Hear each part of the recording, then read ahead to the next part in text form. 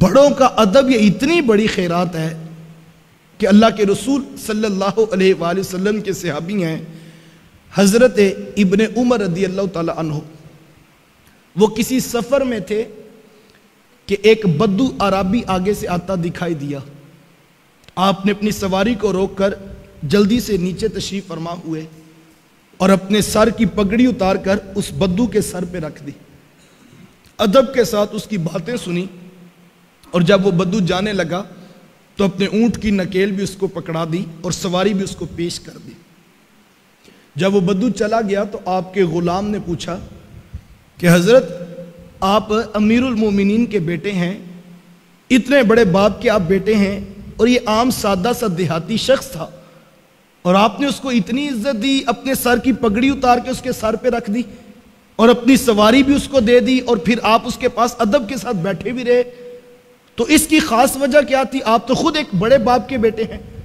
تو ابن عمر رضی اللہ تعالیٰ عنہ فرمانے لگے یہ سب کچھ میں نے اس لیے کیا ہے کہ میں واقعی بڑے باپ کا بیٹا ہوں, اور جو بڑے باپ کا بیٹا ہوتا ہے وہ باپ کے رشتوں کو بھی تقدس دینے کا مزاج رکھتا ہے. کہ اصل بات یہ ہے کہ یہ جو عربی تھا نا, جب میرے باپ حضرت عمر رضی اللہ تعالیٰ عنہ موجود تھے نا, تو یہ عربی آیا کرتا تھا تو میرے باپ ان کو دیکھ کر خوش ہوا کرتے تھے, تو میرا جی چاہا کہ آج باپ کے رشتے کو عزت عطا کر دو.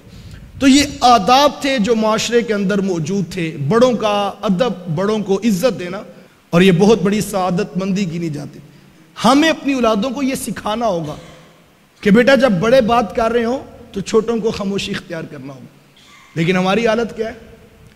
ہماری ڈرائنگ روم کی ٹیبل پر چند لوگ بیٹھے تھے اور ایک نوجوان جو ہے وہ ترکی بترکی جو ہے بڑوں کو جواب دے رہا تھا اور دلائل کے انبار لگا رہا تھا, اور سب خاموش تھے کہ سفید بالوں والے بھی چپ بیٹھے تھے کہ اب اس بچے کو کیا سمجھائیں. تو ہم نے مسکرا کے کہا کہ جناب اصل میں بات یہ ہے کہ ہمارا بیٹا نا وہ اسلام آباد کی یونیورسٹی میں پڑھتا ہے اور اس کا کانفیڈنس لیول بہت بڑا ہے, یہ نہیں کسی کی بات برداشت کرتا, یہ اگلے کے منہ پہ سچی بات سنا دیتا ہے. ہم اس کو کانفیڈنس کہہ رہے ہوتے ہیں اور ہم اس کو جو ہے جدید تعلیم کا رنگ کہہ رہے ہوتے ہیں, ہمارا بچہ بڑا پڑھا لکھا ہے. یہ کیا خاک پڑا ہے جناب جس کو بڑوں سے بات کرنے کا طریقہ بھی نہیں آتا. اللہ اکبر, ہمیں اس بات پر سوچنا ہوگا صحابہ کا انداز کیا تھا. اور میں تمہیں ایک ادب کی اور داستان سنا دیتا ہوں. صحابی کا نام ہے حضرت عبداللہ بن عمر رضی اللہ تعالیٰ عنہ. وہ فرماتے مجلس رسول لگی تھی اور اللہ کے رسول صلی اللہ علیہ وآلہ وسلم تشریف فرما تھے.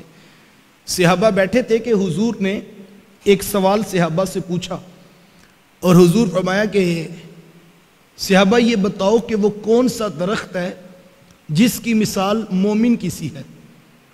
اب سب صحابہ خاموش, اور صحابہ فرماتے کہ ہم جنگل کی جڑی بوٹیوں کی طرف غور کرنے لگے کہ کون سا درخت ہے جس کی مثال مومن کی سی ہے, اور اس کے پتے بھی فائدہ دیتے ہیں, اس کا پھل بھی فائدہ دیتا ہے, اس کی جڑیں بھی فائدہ دیتی ہیں. فرماتے ہم سوچنے لگے کہ وہ کون سا درخت ہے جس کی مثال مومن کی سی ہے اور جو نفع بخش ہوتا ہے.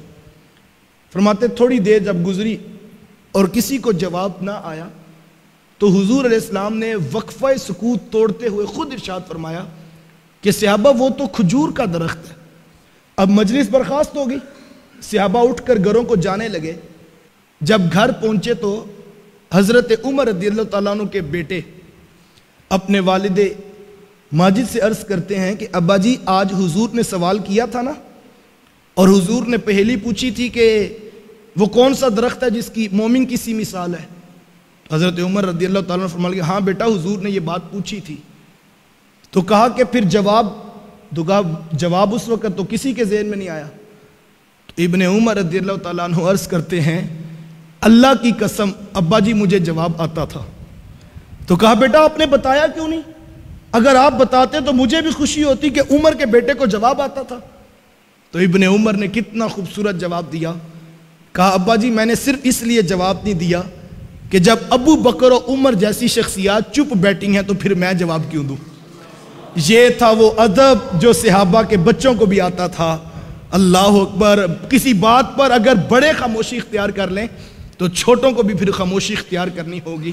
یہ آداب تھے جو کل تک معاشرے میں موجود تھے, لیکن آج معاشرہ حیا باختہ ہو گیا آنکھوں میں حیا نہ رہا، لباس میں حیا نہ رہا،